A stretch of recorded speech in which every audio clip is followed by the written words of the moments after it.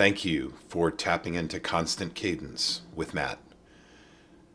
I was thinking about different types of content to put together for the next video, and I thought, what I really like doing is talking about watches and showing watches, and I love the discussion around the pluses and minuses and why you should add different types of watches to your collection. So I thought that's what I do today is go through a part of my collection and kind of describe each watch and why it's in my collection, where I think I might go with it, if it's going to stay there, etc., and get your feedback. And I'll continue to do that with different parts of my collection over time. Also have some thoughts on sharing a little bit more about a piece of equipment called a time grapher, which I'm sure some of you are familiar with, but I think it's a cool piece of kit to have if you're interested in collecting watches. And for my next video, I plan on talking a little bit about how a mechanical watch works, whether it be automatically wound or manually wound, and how a time grapher gives you key pieces of information relating to how the watch is working and how the different components are working together to keep accurate time. So keep an eye out for that. And with that, we'll get into the collection or parts of the collection. And I'd like to start with what I think is a critical component in any watch collection, which is a flyer or pilot style or Flieger, depending on which country you're sourcing the watch from. But the watch I want to highlight now is the Zen 556, and I have it on the metal bracelet. I initially got this on black leather, but I'm finding out that I do prefer a metal bracelet. I think it's better, more useful in more situations. It's obviously more durable. I think it looks better. So I try and get my watches on a bracelet and then explore the different strap options. I don't think I'm going to use the black leather strap with this particular watch again, though. I love how legible the watch is. This is a 556A RS. So A means it has Arabic numerals at the cardinal point, so 3, 6, 9, and 12. And RS means it has a red seconds hand, which I think is cool and adds a little pop. It's kind of an austere watch, but the legibility is through the roof, and it's super crisp and just really fun to look at. When you look at your wrist and you're wearing this watch, you know what time it is. As for the date, and we'll talk about dates in a little bit, but the date on this watch is very small. I'm not even sure it needs to be there. I can't read it without putting reading glasses on, but it's there. Again, a great watch. The only nit I have with it is it's 38.5 millimeters, which is a little bit difficult on an 8-inch wrist. I think it looks just a tad small, and I'm still not sure whether it's a deal breaker for me. I would definitely possibly replace this with something like a Zenith Pilot, and maybe do the big date flyback, or just the Zenith Pilot. It has that Flieger style or Pilot style, very, very legible, great movement, which is what Zenith is known for.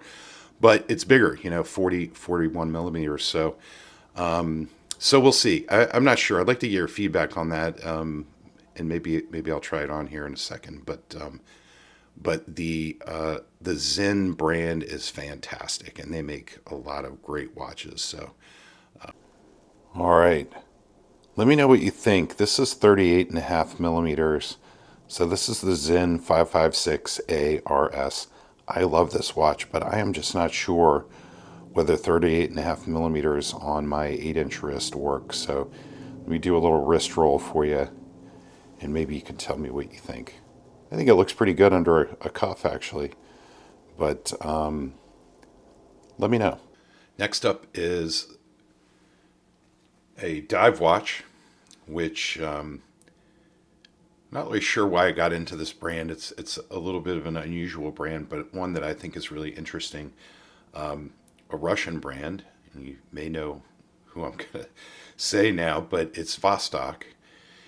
And I think the history behind Vostok is really cool. I'd be happy to go into it a little bit more in another video, but essentially been chartered with creating a reliable and inexpensive mechanical watch for the Russian military, and they really succeeded. They came up with some innovative things, and I happen to have the what they call the Scuba Dude version of this particular Vostok model, and we can go into Vostok and what models there are at another time. But I wanted to show you the watch and talk a little bit about its characteristics. Again, this is on a Milanese bracelet. Sometimes the bracelets miss the mark with Vostok, so I had heard that this was a particularly high quality bracelet and decided to order with it. And it is. It's a great bracelet, and it goes well with this particular Scuba Dude.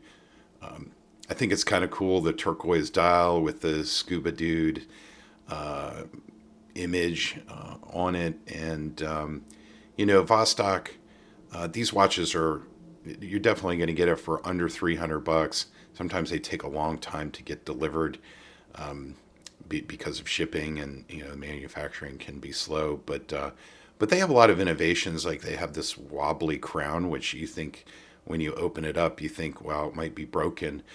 This crown's wobbling, but really it's designed to give the crown some flexibility so that it doesn't get knocked off. There's no crown guards with this particular watch, and with many of the Vostok watches there aren't. So the wobbly crown was designed to help keeping the pin from snapping, and it works. And they also did some fancy things with the crystal, so that as your depth and the water pressure goes up, the water resistance actually goes up too. So it's a cool watch and fun to wear, especially if I'm going swimming, if I'm going out on a boat, for example. A lot of fun. And Vostok is just a cool brand. I actually have 3 of them, and I wear them pretty frequently. So thought I'd bring this up as kind of a cool entry in the collection. Next up is what I would categorize as maybe the king of go anywhere, do anything watches.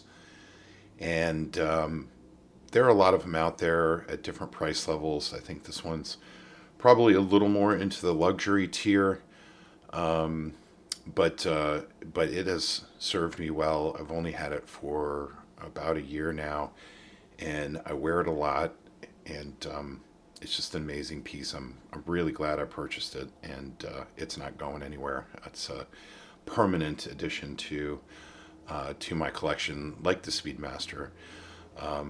So with that, let's take a look at the Omega Aquaterra, which is a part of the Seamaster line, and I got this with the blue face.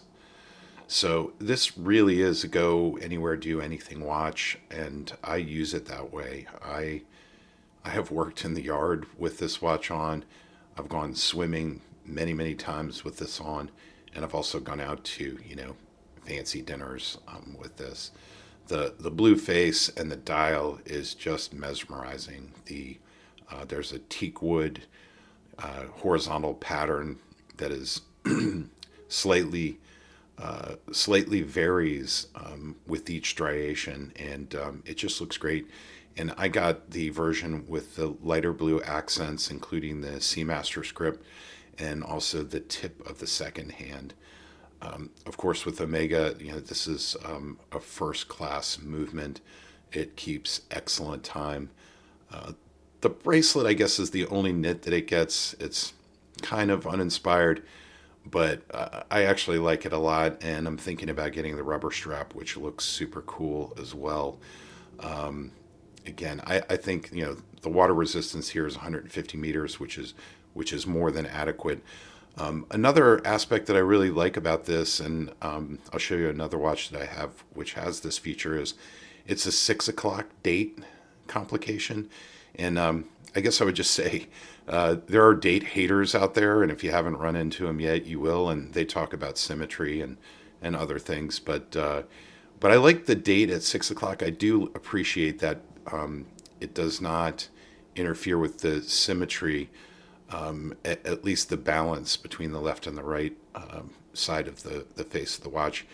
Obviously, top and bottom, you get an imbalance there with the date complication. But I appreciate the utility of a date complication, and I can actually read this one pretty easily, which is great. And I like it being at 6 o'clock. So just a fantastic all around watch. And I think if you're going to do a one watch collection, this is a really great candidate. I have some others that I think also fall into that category, which I'll be showing you in the future. But the Seamaster Aquaterra, and it comes in different sizes. They have a 38 millimeter and a 40 millimeter. And man, I just love this watch. First rate watch. Next up, another dive watch, which I think a dive watch you definitely are going to have, and probably will wind up having more than one because there are so many great options out there for dive watches. But the next one I wanted to show you is a Breitling Super Ocean Heritage. This is a 42 millimeter watch, so it's a little bit bigger. I have that upside down. No. And I got it with the green dial. The green dial, I think I saw this on the web somewhere, and I saw that green dial. I was like, man, that thing looks awesome. And it's just a super clean bezel, ceramic bezel. It's a dive watch, but to me, it seems very fancy, I guess is the right word. So I'll wear this with what kinds of clothes I'm wearing now, like with the suit or with a sport coat and cuffs, and it looks great. It has gold accents, and I think there's a little stylized B for Breitling.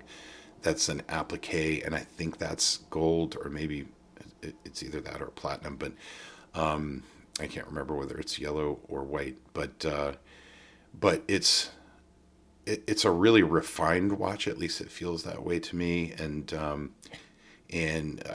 I love the way the dial looks. It's got that sun ray appearance to it, and it's a lot of fun to wear, but it doesn't get a lot of wrist time, just because I feel like it maybe doesn't go that well with like shorts and a t-shirt, where like my Speedmaster, and to some degree even the Aquaterra would go well in that situation. So but water resistance is fantastic. It's a dive watch. I have worn this swimming, although I feel like this is maybe not the right piece of kit for swimming, but I definitely for formal occasions I really like it. I also, one of the things I really was attracted to was the Milanese bracelet, which looks very cool on this particular watch. So there you have it, the Breitling. This is my one and only Breitling, and I'm not sure about this one. I'm not sure where this is going. I'm not sure if I'm going to keep it. It's a fairly expensive watch, so I could use it to leverage another purchase. But we'll see where that goes. So there you have it, a couple pieces from my collection, and happy to go into detail on either one of those. So please leave your comments below and let me know what you think, and also let me know what you think of maybe touching on Time Grapher in the next video. I think it's a good opportunity to talk a little bit about how a mechanical watch, whether it be automatic or manual winding, works, and then how you can use a time grapher if you're really interested in building a collection to monitor and assess different basic characteristics of the watch to make sure it's operating, functioning properly, and maybe is worth buying, or maybe if it, whether it needs to go in for a service. I think it's kind of an interesting topic and covers some of the basics that could be interesting. So let me know, and I look forward to seeing you all soon. And again, I appreciate you and thank you for tapping into Constant Cadence. Talk to you soon.